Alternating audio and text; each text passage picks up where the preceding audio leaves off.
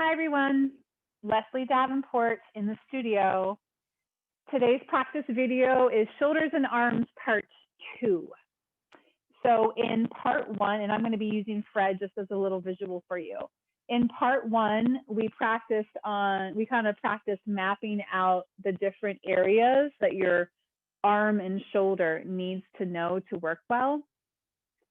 And then what we practice is that when your arm is in front of you, we did release the back muscles, like how do you support in your abdominals. We did something that was kind of like a scapula glide, right? And arranging there, okay? So today's movement is going to feel like we'll review the glide, and then we're gonna practice something that's like this. We're gonna practice making a broad wing, okay? So I love this one because it, by nature, is very expanded. The front of the body has to open, okay? And it really starts to give me the length of my side and the feeling of all of the muscles of my back of my body, very broad, right? It's a very kind of wide feeling. So I just want you to take a peek of these two wings, okay? Your shoulders are actually really shaped like wings. I hope you can see that clearly enough.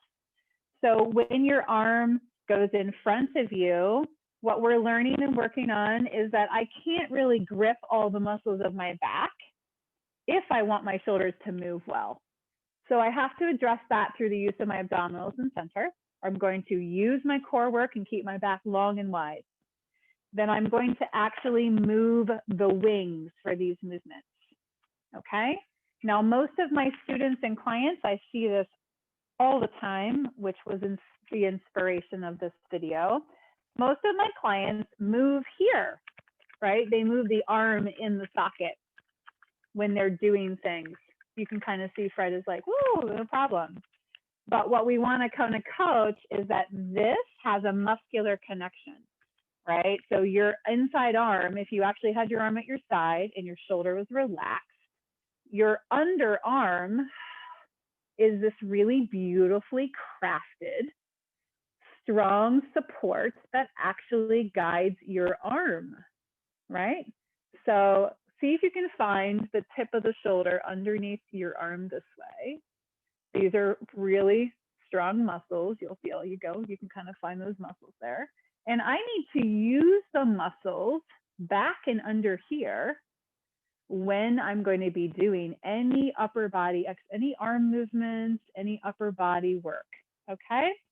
So that's our first thing to address. So we'll stop our chat there, and then we'll kind of pry with the movement because I know you want to move. But part 3 of your shoulders is that we're going to be discussing a little bit more the arms into here. Right now today, just think underarm muscles, gathering them in, suctioning them up together. And we're going to be doing in part 3 and 4 more complicated arm and shoulder movements, basically, okay?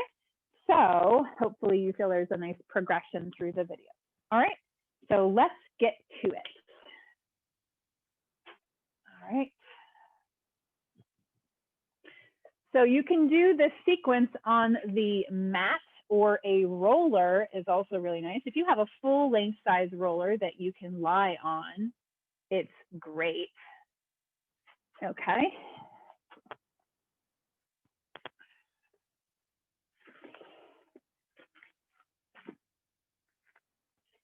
Bring yourself into a really even back lying position.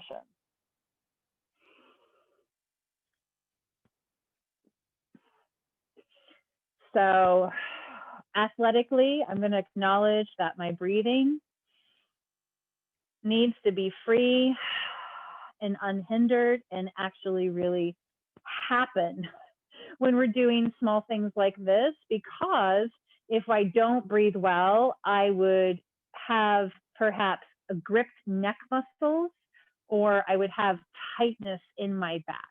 Neither of those things are going to assist us doing these shoulder and arm exercises, okay?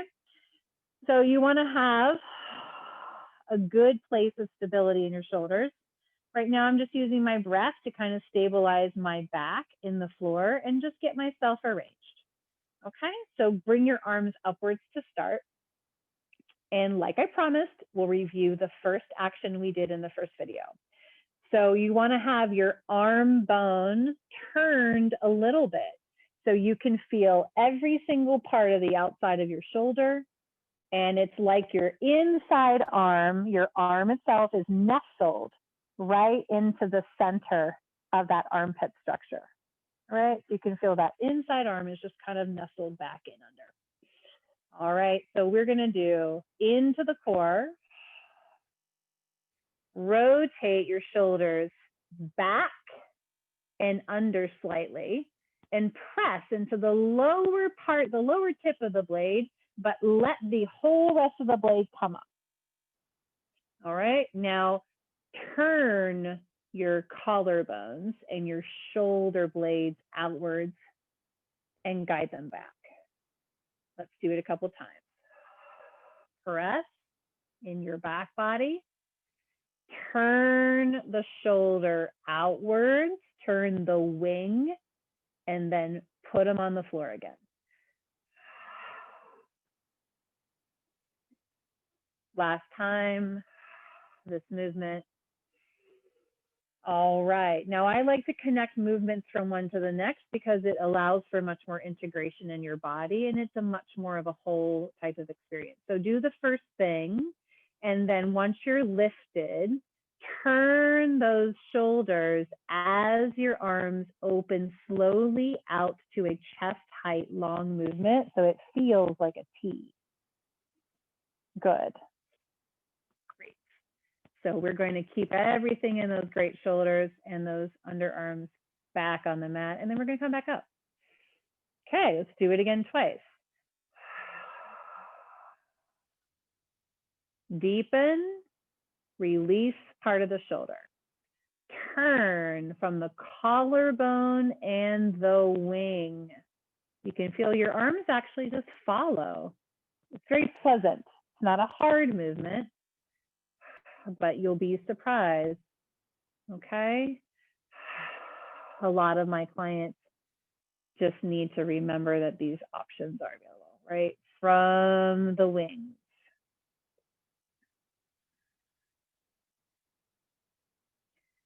Excellent. So last time,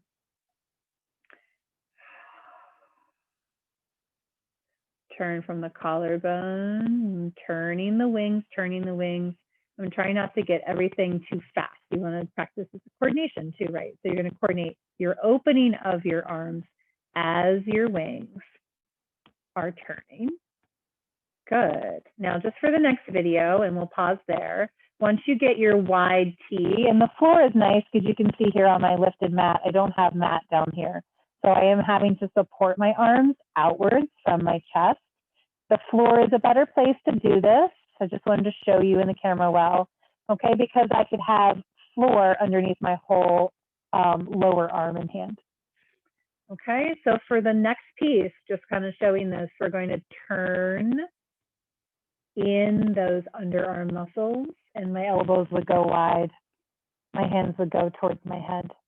You can see that hopefully my back is really grounded. My back feels fabulous today here, and my shoulders are really broad. Okay, so coming out of that, keep your shoulder down on the mat, but rotate in those underarm area muscles. Rotate in your underarms. Bring your hands right to your head. Just rest your hands on your head comfortably. And practice releasing all the muscles around the front of the shoulder and the chest and these like that underside of the arm, front of the shoulder and chest. Just kind of like let things settle. Awesome. Good, good, good. So turning ourselves around, bring yourselves up. And you can always, again, you can practice those movements in different positions. I'm just showing you the work lying down because it's where we need to kind of use the floor. We're using the floor to improve the quality and movement and honestly to learn the mechanics of it. But I do recommend once you feel the path is clear and you feel it working well for you, then it's harder to do it seated, do it there, and then start to put a small 1 pound or 2 pound weight with the motion. Okay, so I hope you enjoyed it. I like the series, we'll keep it going. Part 3 will come up soon and we'll start to get so much more of those turning actions of the arm and the shoulder together. We'll cover some of those and play around with it. Have a great day.